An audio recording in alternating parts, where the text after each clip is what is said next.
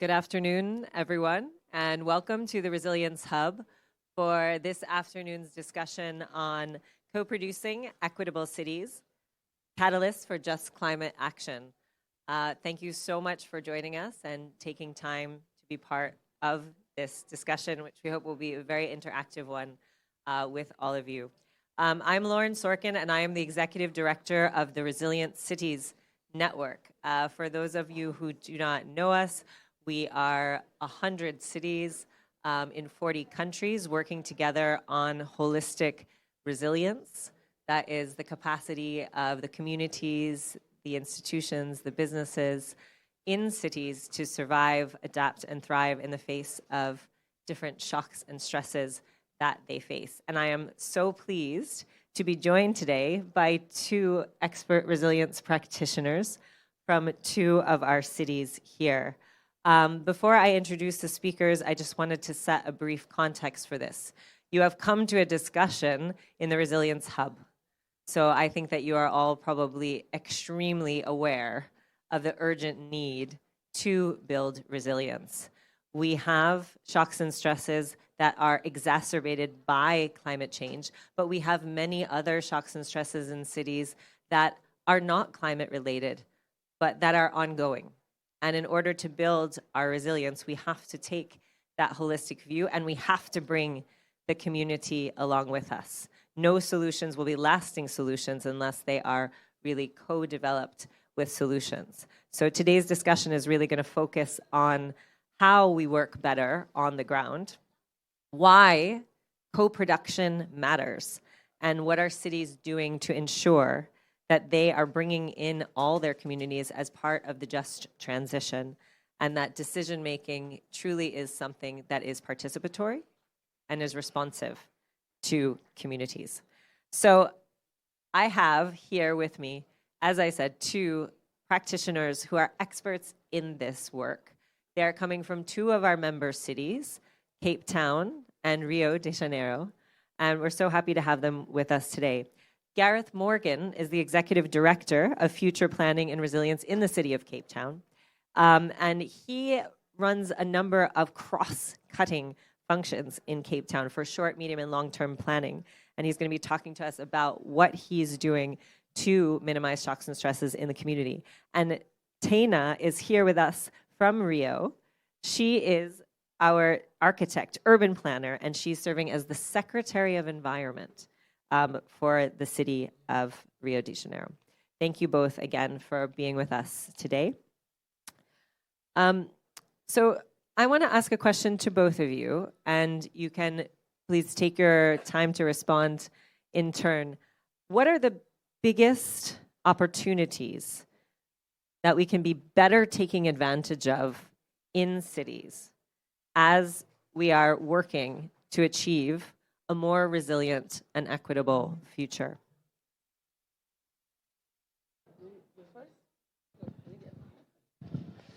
Hi, Lauren. Thank you very much for the invite. Good afternoon to everyone. It's wonderful to be here in the Resilience Hub. So if I think of my own city, metropolitan Cape Town, 4.7 million people, I think it's very, very good always to start with, what do we have, and then what do we build on top of? So it's a city with very good infrastructure generally. Of course, it needs to reach further. It is a city with very, very good governance. And, in resilience, I never take governance for general. It is the foundation of building strength in any organization. It's a topic we often don't talk enough about.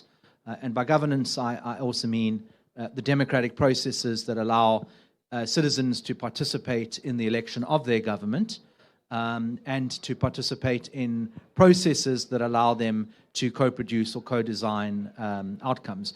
So those sort of foundations are relatively strong. South Africa celebrates 30 years of democracy next year, and there's considerable maturity inside of our governance processes.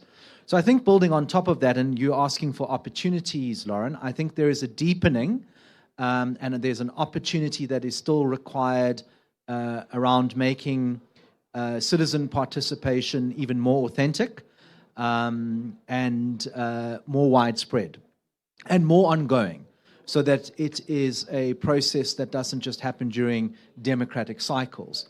I think Cape Town has many excellent examples of that happening, but I wouldn't for a moment say that it is ongoing, sustained, and reaching every single citizen.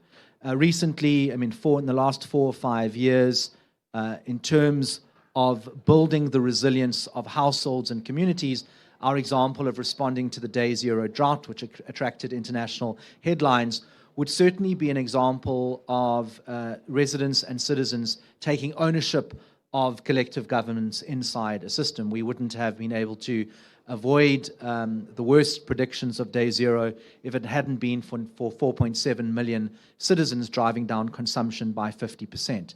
So I see the future as very positive, building on crisis and building on the strong foundations and assets of a city that has been in a democracy for 30 years. Just a quick follow-up to that. Gareth, the Day Zero water crisis was such a focal moment. And can you say a little bit more about how that experience is helping to co-create opportunities in other sectors, in other critical infrastructure sectors in Cape Town? Thanks, Lauren. There's no doubt in my mind, not that I would wish it on any city in the world, that the experience of going through Day Zero kick-started the resilience response in Cape Town more broadly. There is no debate from significant stakeholders about the importance of building resilience. At the last at the last elections, which marked the arrival of a new executive mayor, we were able to, at that point, which was 2020, end of 2021, invest in the creation of a significant directorate, which I have the privilege of leading, which has resilience in its title, along with future planning, as you mentioned. A team of 350 staff working across the entire organization: engineers, data scientists, project and program managers, communicators, behavioral scientists, researchers. It's probably one of the biggest investments you would find in embedding resilience anywhere in the world. That happened because there is no doubt in our mind that the next Day Zero will happen. Of course, we won't have to call it that because we will be better prepared. But there are other shocks and stresses in our system which are real and are manifesting. We live in a city now with intermittent electricity supply because of the failures of our national utility. We cannot achieve our big city goals, which are not resilience. Resilience is not our goal. Our big goals are, maximizing water provision and electricity provision and creating economic opportunities. Resilience is not a goal. Resilience is our capability that we have to build in order to make sure that when we get knocked off our path on the way to achieving our goals, that we get back on track as soon as possible. Thank you, Gareth. And I just want to point out something really important that you said. Building resilience isn't the goal. It's the capability that you have to do it better. And the fact that, I just want to pause for a minute, the government of Cape Town has invested in an institutional capacity of over 300 people who are working to have that capacity of resilience every day. So can we just give a round of applause for that? That is a massive investment, resilience, and a massive accomplishment. Congratulations to you. Taina de Paula, Secretary of Environment and Climate, Rio de Janeiro, you are dealing with a massive city, massive challenges. What opportunities could we be better taking advantage of to co-create resilience in your city? Well, thanks for the invite. That's a great time to be here. We are living a great moment. We are receiving G20. We are trying. I'm the first Black woman in the South Global in Rio de Janeiro from this past. That's a great moment in Rio de Janeiro and Brazil. We have Lula again. Yeah. That's a great moment for all of us. But Rio de Janeiro, that's a difficult city. We have two main problems with poverty. And I think a woman like me, of course, I'm trying in development and create are blended with the debate of class, the debate of climate, and the debate of gender. That's a central thing for me. In another way, we're trying to increasing our own technologies, our own social technologies, and create a blended with the resolve of our gap funds, our gap development, our gap of increasing more technology about our problems and about our lands, for example. In Rio de Janeiro, 25% of our territory are slums, and we are always suffering every year with flooding and limpage, and we're trying to resolve all that things, but we have a social gap that always taken our time for climate things and always creating something like in the head of our leader. I think that's the climate thing I will resolve tomorrow. It's not a central problem with our city. Not today's problem. It's not today's problem. I think that people like us will push in and trying to make our climate action from now. Yes, immediate. So keeping in mind that level that you're starting with, right? That base level of poverty and having to invest with today's challenges in mind to motivate the action for what others consider tomorrow's challenges. And that's something that you're facing. And so bringing people along in that journey is really important. I'm going to invite some other people to come along in this journey. And so I want to invite some additional panelists to join us on the stage now. We have with us today Alice Charles, who's the Director of Cities Planning and Design and the Head of Global Strategic Partnerships at Arup.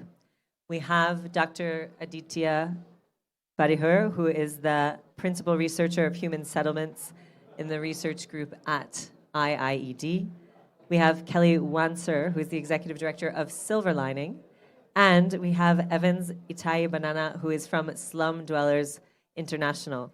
Thank you all for joining us. So I want to come first to you, Alice. You come to us from the private sector, and also after many years of working with the World Economic Forum, you have a lot of experience working across different private sector actors. Can you talk to us a little bit about the role of the private sector and what you see as some of the ways that we can better build resilience? So first of all, if I tackle the private sector piece first, often you'll find that the public sector talk about, particularly cities, we must bring in the private sector. But they don't really know how, or there's a lack of trust, right? Or the private sector say, if we want to tackle resilience, we need to work with cities, but they don't know how. And I think in terms of the urban energy program that we've been supporting, that has truly happened in that, first of all, I think what we sought to do was think about having joint outcome-led solutions. So thinking, okay, where do we need to get to? And then backcast for what do we need to do over that period. And I think the next thing that we focused on is ensuring that the capacity that needs to be brought in, whether from the private sector, from academia, from civil society, as well, of course, as the city's in-house capacity, and that varies according to from city to city, that capacity exists to enable us to get to the next step, which is around co-creation. And I think in terms of what we've been doing together in the cities of Cali and Rio and Lagos and Cape Town has very much involved that approach. But taking the co-creation piece a step further, if I use a specific example so everyone understands it, In Cape Town, there's the phenomenon of backyarders. So believe it or not, 1.2 billion people in the world don't have access to energy on a daily basis. And it's a significant problem in the city of Cape Town, where they have backyarders. And what backyarders are basically people that live in generally informal settlements in backyards, and those people often don't have access to electricity. And in this situation, the Mayor of Cape Town always points out that if you're going to take people out of poverty, if you're going to create economic opportunity, one of the most fundamental things you must do is provide access to electricity. So bearing that context in mind, what happened here was, first of all, there was a lot of work done to understand the urban energy profile of the city. So understand your problem very, very clearly. And then there was a design sprint process, which is, okay, I understand the problem, I need to analyze this, but we need to work with multi-stakeholders to understand the different perspectives. So the backyarders, the city, the energy companies, bring in expertise in relation to energy, and co-create solutions. And once solutions are identified, they're further interrogated, and then the next stage is feasibility assessment, which is where you're at. And the solution that's being looked at in this context is, first of all, providing community-based energy facilities so that people can get access to electricity in the city of Cape Town. So I think that's the approach that was taken across all 4 programs, and I'd really encourage greater collaboration between the public, private sector, civil society and academia to deliver resilience action in our cities. Thank you for walking us through that extremely practical example, and I think it brings to life this kind of co-production of solutions that we're aiming for.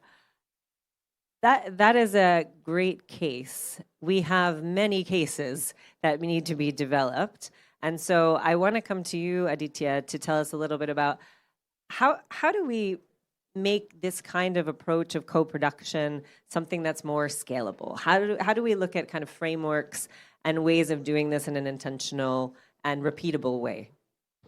Thank you very much.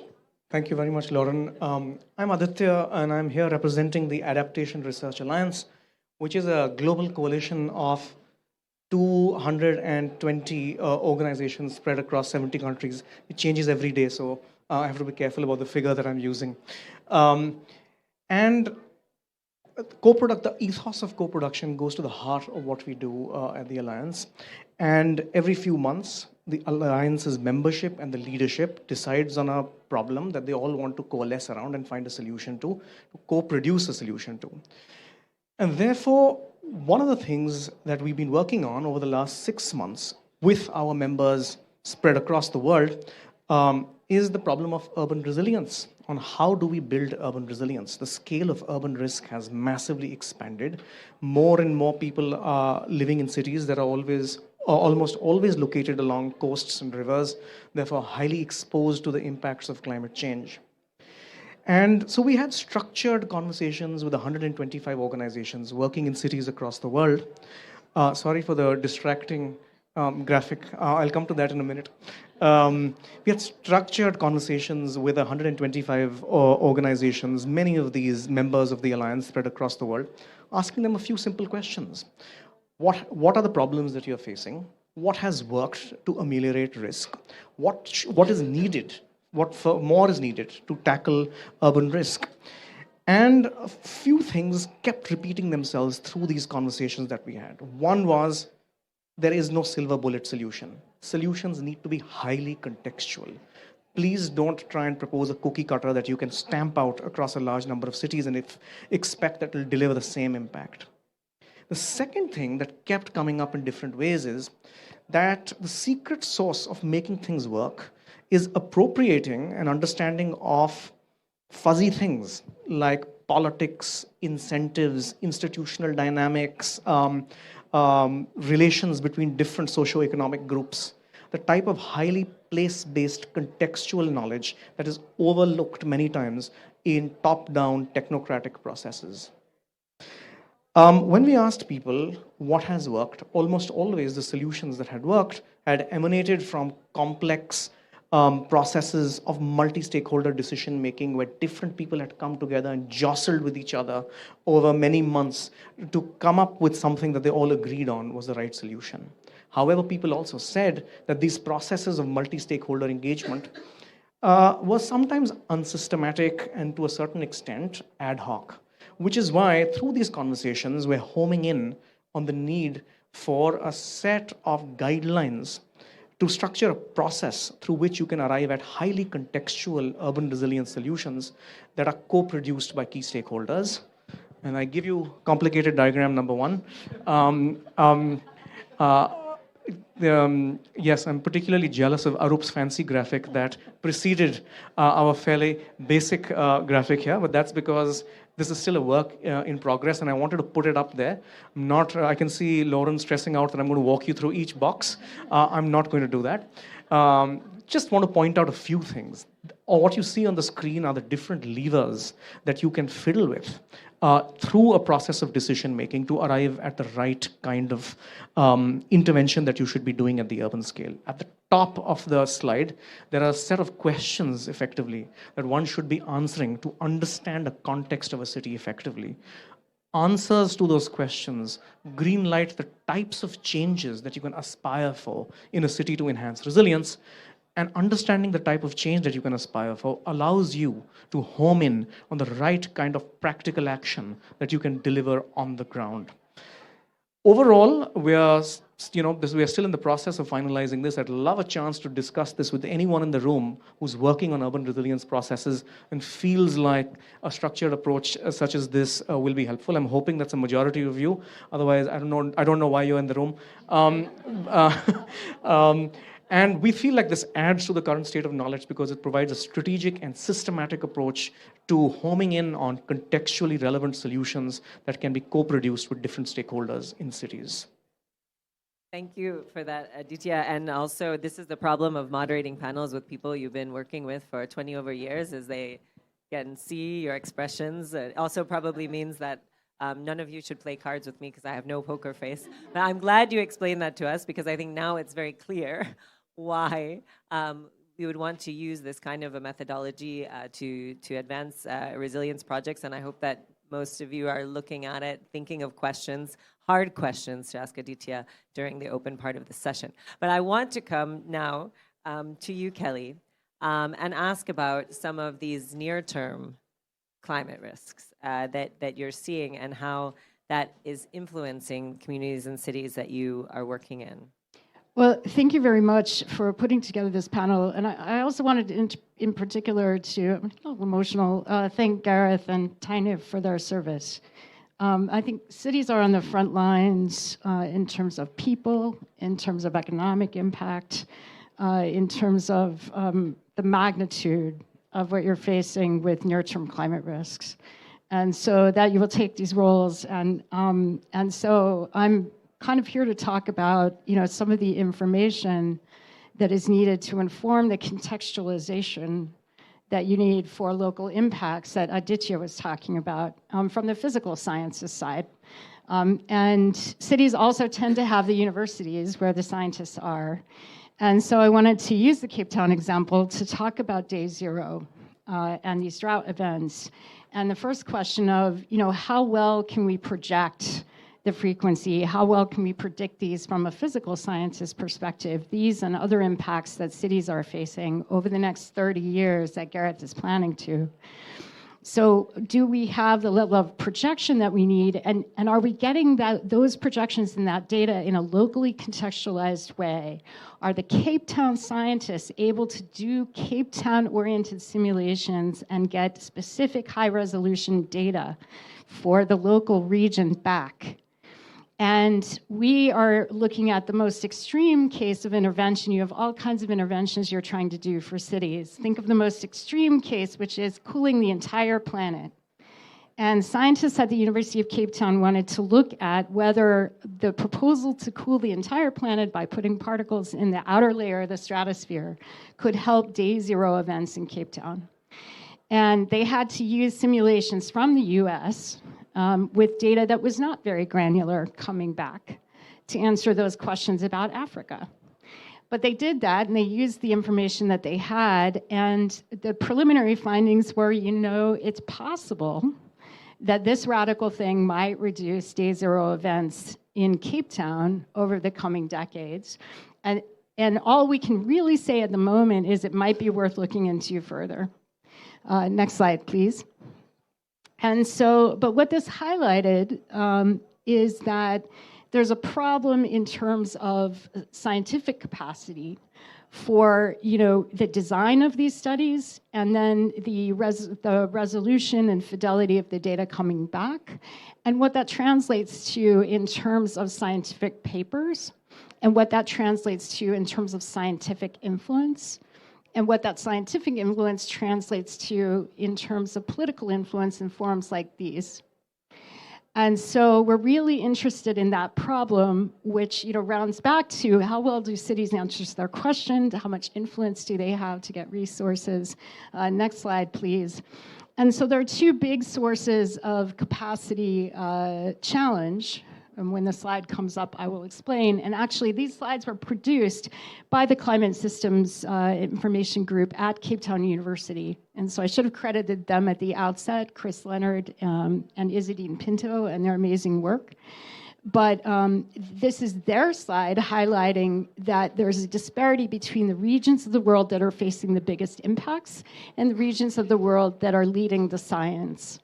Next slide, please. And two big sources of the capacity disparity are funding for scientific research, so direct funding so that scientists can conduct research locally, and the computing and technical capacity for these large-scale data sets and modeling simulations that need to happen.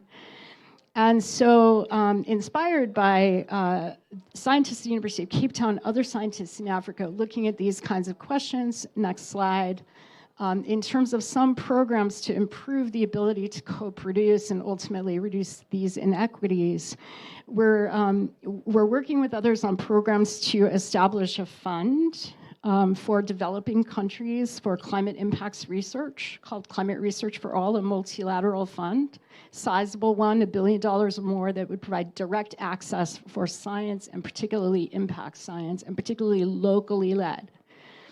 And then alongside with that, getting the computing capacity.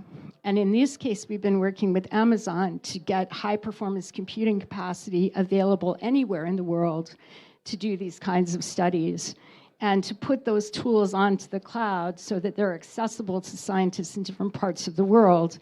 And so the sort of mother of all studies, if you like, the example that we're working on is Cordex Africa, which would be downscaling, which is ultra-high fidelity information for Africa, led by African scientists. So I'll finish with that. Thank you so much, Kelly. That was very inspiring. I know when originally looking at these slides, how striking the numbers are, right? And how important the work that you're doing is to kind of to close that gap, which is now essentially a gaping hole in research, and not just research for the computing, research for capacity. So thank you for sharing that. And I'm sure the audience is thinking about questions to ask about how that will scale. Evans, I want to come to you. The work that you do and that SDI does is incredibly important in terms of empowering slum dwellers, and in terms of empowering those who are in communities who are extremely at risk. So how do we do more in terms of co-creating climate resilient solutions? And what are some of the experience from your work?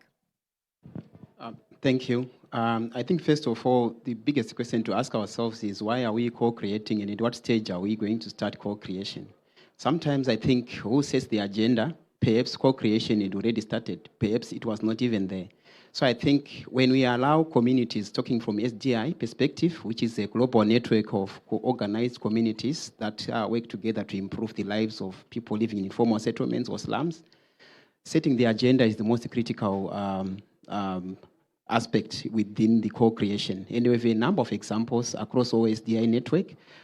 We have the Harare Slum Upgrading activity that took place in Harare, in Zimbabwe. Then we have Mukuru upgrading project in Nairobi, Kenya. We have quite a number also in Lilongwe, all talk of slum upgrading. But the most critical stuff is what are the component sharing within that slum upgrading when you do co-creation. Data, where does it come from? What is the role of the communities?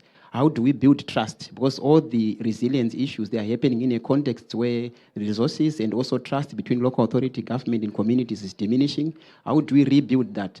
Re-establishing the social contract. So that's where the SDI also comes in. Maybe me dwell a little bit on Harare slum upgrading project that happened in Zimbabwe.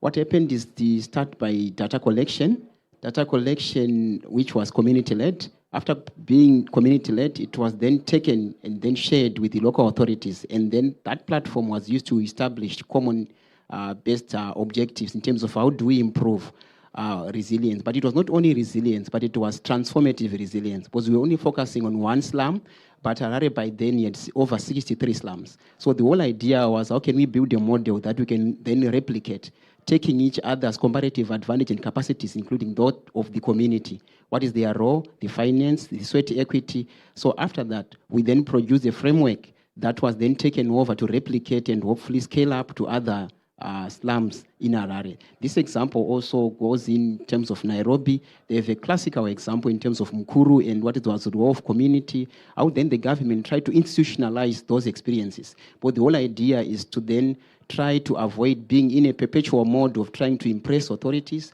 trying to kind of prove that communities can do it, but how can we also institutionalize these capacities and then create institutional framework that from there, it's not a negotiated process, but rather there's certainty in terms of how to go forward. And then the structural barriers are also addressed. As you all know, our cities is now being in binaries. We have formal and informal, legal or illegal, planned or unplanned. But then how do we kind of try to dismantle those barriers and ensure that we are recognizing citizens in their role in terms of rebuilding resilience in their space? Thank you. Evans, you shared so much so quickly about those two incredibly complex cases. Thank you for that. I don't think there's probably even more we could unpack in terms of how you gathered the data in the first place, how you increased the capacity of the community as that was happening. And then in the second case around the structural barriers, and I think we'll probably come back to that in the discussion. I want to have one more lightning round for the panel, where I want to ask you in the work that you're doing, because you shared quite distinct kinds of ways of working. This is a coalition of the willing in this room. If you had one more example of something that you think right now is quite scalable in terms of co-production of solutions, what would you like this audience to take away in terms of lessons from this panel of really focusing on getting just solutions to communities? Who wants to start?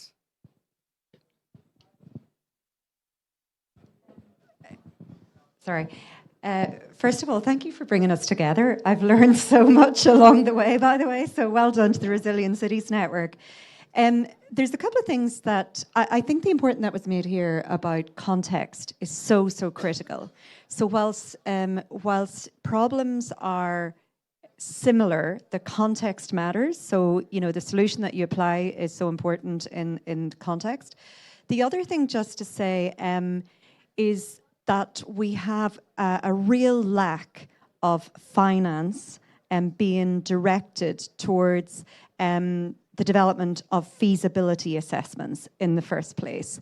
And if there's anybody in this audience who is from a philanthropy background or from an investment background, I would encourage you to start investing in pre-feasibility studies that are being done for solutions, because that is a real stumbling block for many cities.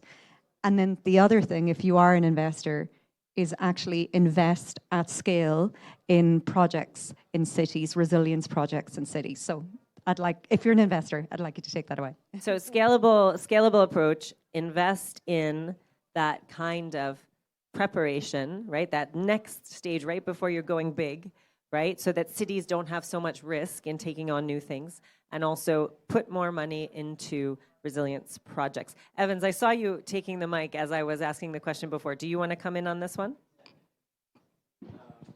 Yeah, I think, thank you. I still continue with my previous contribution.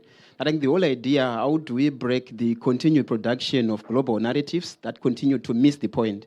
I think from SDI perspective, the genuine involvement of communities is the key in terms of understanding the granular data that you were mentioning about. And also, what is the role of these communities? So for me, how do we democratize the knowledge generation process? And also, how do we try to understand all those issues that the communities might also be facing? Maybe let me just share just one quick example that SDI is involved in. We are part of what is called Africa Cities Research Consortium. The whole idea is to generate information, not only as communities or as cities, but we realize the limitations in each individual's capacities, that if you go alone, we will miss it. So people have collectively, the communities, the local authorities come together in trying to problematize the complex issues affecting African cities. And then from that process, we are then in a co-creation process in terms of how do we identify potential solutions that can effectively address. And I think we try to run away from cosmetic solutions, but how do we articulate that transformative capacity and build it within the African cities? And we hope the African Cities Consortium may set the path and hopefully replicate it in other cities that are not part of the initial stage of this process. Thank you. Okay, so take that example of that African Cities Consortium, and I think for those who are listening or those who might want to join in that consortium, that's an exciting invitation and opportunity to address complex problems, break them down, and deal with them in a transformational way with cities with a similar, and I think that ties to some of the points we heard earlier on context, making sure that you're meeting in your context and leveraging that collective knowledge. Gareth, and then I think Aditya and Kelly in that order. So I want to sort of make a few linkages. Yeah, we are talking about partnerships as well, because it's important. I mean, I work in a government, and it's obviously important for government to pay attention and to build partnerships and to use some of the insights that I am seeing my colleagues on that side of the panel talking about. So, I mean, I thought it would be useful to first, Kelly, sort of like talk about the role of science inside of my own government. So the work at the University of Cape Town is phenomenal, and thank you for highlighting it and sharing it. And it's evident that the work you're investing in is scalable across Africa. But using downscaled climate data for us is vitally, vitally important. I mean, you pointed to the limitations of it. At some point, you have to say, I'm going to take this science and I'm going to turn it into a actionable capital portfolio. And to stay on the water theme, I mean, that's exactly what we have done. We've built a forward capital portfolio in the water augmentation space based on a decreased runoff from our dams every year, a climate impact. We've added an additional risk lens for what would happen if we have a step change in our climate, which we think is possible, but you'll only know it after it has happened, much like happened in the city of Perth in Australia. And we've built the capital portfolio in response to that downscaled climate model. So that is abstraction and manager aqua recharge, direct water reuse. We break ground on that at the end of next year. It'll be the biggest direct water reuse plant in the world, 100 million liters of water a day directly from one plant directly into the drinking water network. And then there's a desal component as well. So that is important. But I'm also, at this stage, as we analyze our own capital portfolio, can become increasingly self-critical of ourselves because of where we are not meeting the climate requirement. So on trying to respond to the future drought, we feel a lot more comfortable based on the science. For example, flooding, though, is a major deficiency in our capital portfolio going forward. So in the infrastructure report that I produce once a year, we are self-critical about the fact that our capital portfolio for the next 10 years is deficient in the amount of flood augmentation projects. But that's a good thing to know, because it means we can send signals to our project preparation colleagues in order to build those so that they can compete for funding inside the network. But one other comment, Lauren, if I may, I want to engage on the new framework, Aditya, on that you have there. And the one thing which firstly, I think it's a great framework, and I can see it in practice through some of the things that I have been involved in. But I wonder to what extent there is a role for time in that framework. And the reason I say that is one does not always have the ability to build resilience to a future shock. That shock may happen tomorrow. And so you will not have everything in place in order to be resilient to us, because we're not, we can try our best. We cannot predict the future. We can have a go at it, but it's never going to be perfect. Also, the shock that we think is going to occur may not occur. I think very much in terms of that is around what are the common capabilities that are required inside an organization. It doesn't have to be a government, but I obviously think from a government perspective. And how does one build the muscle capability inside an organization that if the shock you were preparing for doesn't arise, but another one does, that you still have the capabilities to respond to that shock? And I think a lot about what that would mean. And that obviously is useful. It's also important to think about the difference between the slow-moving shock and the fast shock. So I think that framework would be significantly advanced with an ability to think about, while we build what is needed now, what are the 5 capabilities that are required? And I've got some thoughts about what I think those might be. So we have 2 more speakers on the panel who are going to add, but I want to remind this audience that resilience is a team sport, and you're all going to be called up. So we are going to open it up for questions after these next 2 speakers. So get ready. Questions, comments, okay? A very quick response to Gareth. No, I think the point that you've raised is absolutely right. And I'm constantly surprised how underappreciated the need for this kind of capacity is, especially when you look at what happened in COVID, right? Adaptive management was everywhere. Public transport systems magically opened and closed with the rise and fall of infections. Public spaces opened and closed with the rise and fall of infections. Suddenly, everyone was realizing the need for adaptive management. This was happening reactively. We need to do it proactively, so I completely agree with you. But to answer Lauren's question very quickly, I'm going to focus on the just bit that you raised in your question, the justice and equity dimensions. And I have one clear thing I want to say here, which is let's not forget about informality.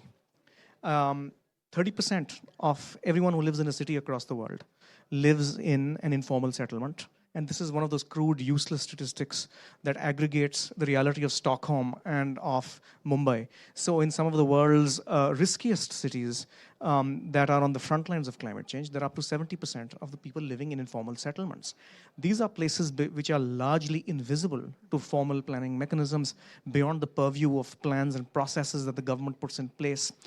And therefore, we as a community of practice need to actively embrace informality as opposed to expecting that we are going to work in the formal system and magically cities are going to transform. One tiny little illustration from my own experience, I was on the development authority of a second-tier Indian city on the 6th floor, and the planner was showing me the master plan of the cities extremely proudly because they just prepared it. And all one had to do was look out of the window where the master plan was being shown, and there was no correlation between the city out there and what the master plan represented, the vision that it encapsulated, because the cities that are growing fastest are not growing on the back of people wearing high visibility vests from Arup and from wearing hard hats. It's informal coalitions of artisans and builders collaborating with people living in slums, with small and medium informal enterprises that are the engines of urban development. So unless we appropriate this reality and learn to work with informality, we're not going to get anywhere. This is not a pie in the sky. There are lots of actionable examples of working with barefoot planners and setting up community action labs that have demonstrated how we can mainstream and integrate this emphasis on collaborating with the informal sector. Hear, hear. And I'm sure I'm not the only one who is feeling that as you call for that.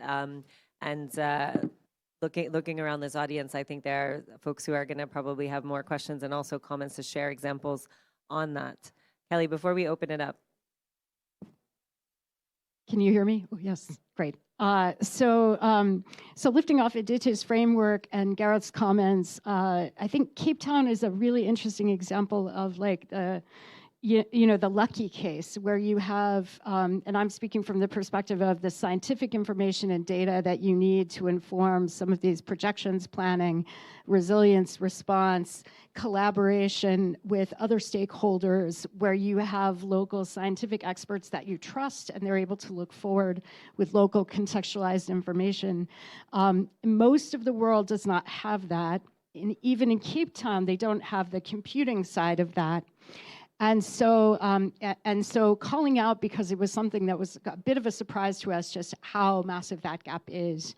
And so for people in the room thinking about, you know, one of the really key pieces to equity and justice in the climate arena is the ability for local scientific experts to have funding and computing capacity to be able to collaborate then and be part of that ecosystem that's doing the forward planning, that's doing the resiliency, and that has the trust and the contextualization to be able to work within that local framework. So thank you for giving me this opportunity to share about that. And while we're here, I wanted to call out Chris Leonard, who leads a lot of that work at Cape Town University, as you know, someone that we've been honored to collaborate with in these areas. Thank you, Kelly, and thank you, Chris, for the work you're doing. And I hope a lot more people will be inspired to do that kind of work of actually giving that skill set, right, and sharing that skill set, because monopolizing that skill set in one place is an uneven, as you said, situation that is not going to empower people to make change. Okay, I see 3 questions and comments already, 4 in the audience, up 5. Okay, so I think we have 15 minutes, so that's probably what we can get. So I think we're going to take all of the questions first, because I want to make sure everyone is heard, and then I'm going to let the panelists choose their own adventure, so you can answer 1 or 2 of the 5 you hear, so that everybody does get a chance to share. This is a very experienced panel. So I know I have Uma Mahesh here in the front, the lovely lady in white.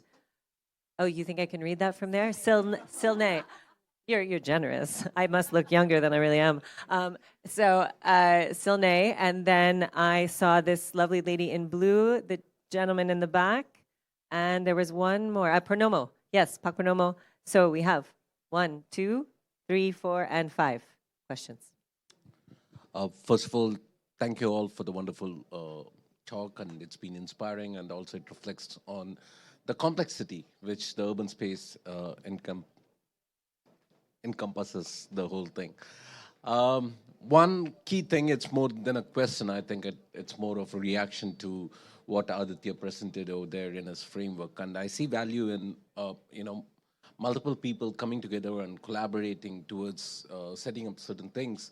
But frameworks do help. And I know that, the Global Resilient Cities also have a framework to approach the initial problem set, and probably what Aditya presented and what Arup, also contributed to the process of achieving certain things. I think there is a value in it. While we bring in multiple stakeholders, I think going with a set of guidelines to help them navigate that complexity is usually important. That said, who's going to do it? We don't have trained professionals who can cut across multiple sectors to bring people at the same time, talk about the technical knowledge, which Kelly was talking about, who can bring the science and the society at the same time. I think one of the panelists did mention about democracy, democratic process of achieving it. But usually the right decision, it cannot be done through voting. You can't have 10 scientists and 100 people from a slum sitting together and taking a vote on a particular decision, and you will achieve that. So these are additional complexity. Probably they have thought about it, and if they can add a little bit of, further thought into it, or say how they are thinking about it, that'll be really helpful. Thank you. Hi. I'm Silnet Pino from Green Cape, and we've had the privilege of working quite closely with the City of Cape Town over a number of years. And Gareth will understand the context of my question. Helping to understand the importance of communicating climate resilience from a city's perspective, I would just love to have some thoughts around, has the investment community, the business community, big corporates that are looking for safe investment spaces, has climate resilience filtered through in terms of their decision making, in terms of where they will land their investments? And if so, is there any examples of cities that have been good at communicating some of those messages that we can maybe refer back to? Interesting. Thank you for the comment and the question so far. We had 2 more questions, and thank you, Lauren. I'm Purnomo from Indonesia. I'm really appreciate and impressing from both of city to choose the resilience way to reach your goals. And for the Cape Town, the resilience is not your goals. You have beyond resilience for your goals. Why you choose the resilience goals? Because as my understanding, looking from the ARUP framework, it is not easy way. It is more complicated way. Why you choose the resilient way? Thank you.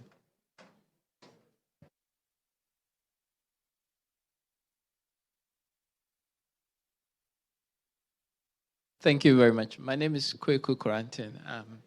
I live in Cape Town, so I guess some of my questions will be directed to Gareth. But I'm also with the Adaptation Research Alliance. And thank you, Aditya, for the presentation.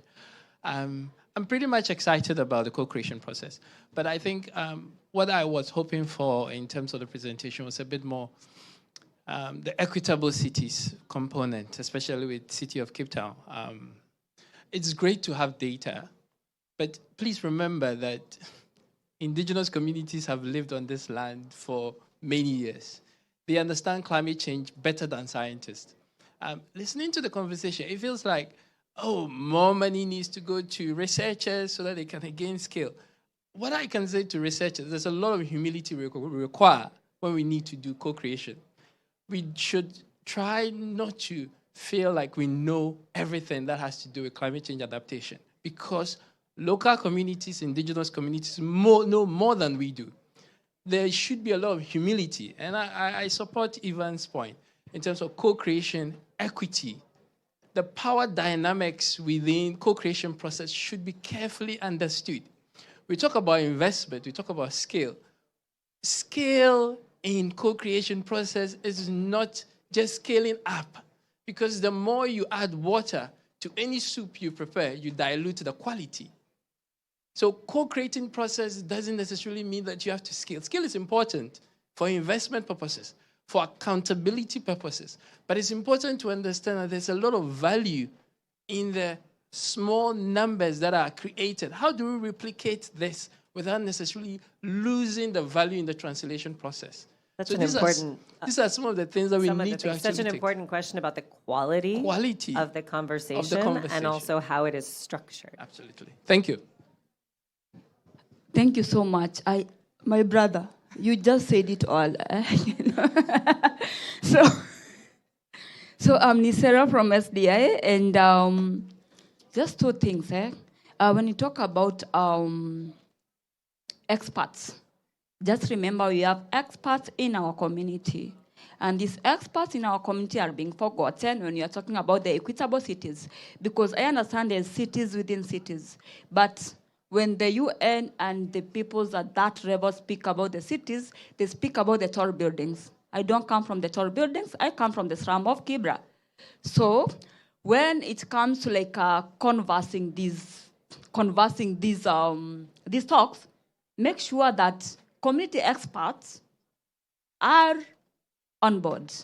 They are on the table because they understand what should be done. We understand, in fact, even when it comes to data, what are we saying with academias? I'm sorry for the academias and the researchers who are here. But then I feel hurt when I see things being done the wrong way. I see hurt when when I'm being asked questions like 10 times. in my household, which is 10 by 10, and then I don't get that data back. I don't know where the data is going, but I'm being told it is for, we are building green cities, equitable cities.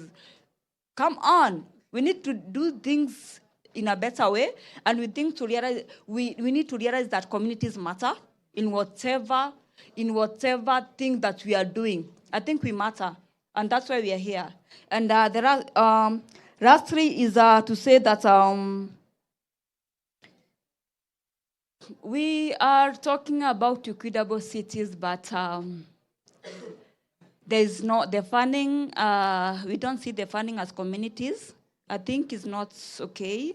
It's not okay. As much as we are talking about the equitable cities, let's look into also housing. Let's look into their livelihood. Let's look into their rent tenure. Because why? We are getting evicted. In this conversation, we are getting evicted because the government sat down with UN bodies, sat down with those big organizations, and they said, we want smart cities, we want equitable cities. Yeah. So all they need to do is to evict as the community dwellers, as the slum dwellers, so as they can achieve the agenda. Yeah, so where are we going? I think you make a very good point, both about how projects are structured and how we really need to have the conversation. We have 3 minutes remaining on this panel, which is not enough time to answer all of those questions or to respond to the challenges, which I think it speaks to the complexity and the levels of building equitable cities. I think, if I may, and I think I have to because of the sake of the hub and running on time, just ask our panelists to share us a principle. Right? Because a lot of what was asked and shared here was about some complex challenges. What is a principle that the group here can take away about building equitable cities and being catalysts for climate action to work in a better way? Quickly, principally for Cape Town. Love that point. Thank you. And for you, sir, I think we are not talking about resilience goals, just we are talking about surviving goals. I think that's the right expression. And Cape Town is right. I think that's ESG debate is like a blah, blah, blah debate. We think we are trying to make our territories better and make our livings, our way of living better. I think that's the way you increase this. And for finish, we need to think about climate debate with local debate. We are launching a program in Rio de Janeiro. We are calling about each favela one forest, trying to make the climate debate for local people. It's really important to talk about the climate, about our universal, our global goals with territory and people, real people. Maybe I'll quick comment on the communication. Communicating climate resilience is important. The city of Cape Town is the only city in Africa with an A rating from the CDP. That is of significant interest to the DFIs. Last December, I did a risk meeting with the French Development Bank. They were very interested in Cape Town's A rating. It is an informant to the cost of capital. We're currently in the market for several billions of rands for capital expansion over the next 5 to 7 years. And that does matter. I don't know who else really pays attention, but the DFIs do pay attention. Frameworks are important. We've used the Arab frameworks extensively: City Resilience Index, Water Resilience Index, Energy Resilience Index. We've recently redone the City Resilience Index. One of, I think, only 1 or 2 cities in the world to ever do it twice. And it is important. It's important from the point of view of convening and getting people in the room to have conversations. So we did that originally under 100 Resilient Cities, and there is certainly value. In terms of informality and the future, some general comments. There is no doubt that the nature of the urban form in my own city is changing significantly, and we are doing a lot more than we've ever been in order to be responsive. For at the moment in Cape Town, for every one formal house built, there is one informal house built. That is the trajectory of our future. Our job now is to increasingly, as a government which has always been very strong on law, to step back on the most appropriate rules and regulations and to enable a larger number of safe abodes being built. Our particular focus is on enabling the small-scale development market to do small-scale rentals, off-the-shelf plans, and we're doing everything possible going forward to drive down the cost of safe building as opposed to, obviously, the growth in informality. There's a long way to go, but that took a market change to say what is currently happening is not the pathway for the future. Thank you, Gareth. We're going to have to, unfortunately, cap it there. But we have these breakout areas on both sides of the hub, so I would encourage you to interact with our speakers after the session. I do, before I ask for your help in appreciating this amazing panel, to actually invite our graphic recorder to share on this beautiful screen what has been captured from the session.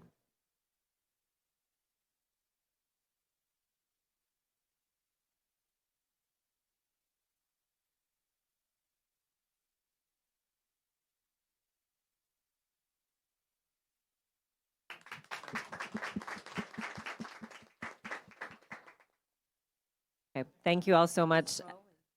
So someone is drawing we have a graphic recorder behind the scenes. What is the name of the graphic report? Stephanie. Thank you, Stephanie. You're welcome. Greetings from Belfast. And again, thank you to this panel. Please continue the conversation here in the Resilience Hub.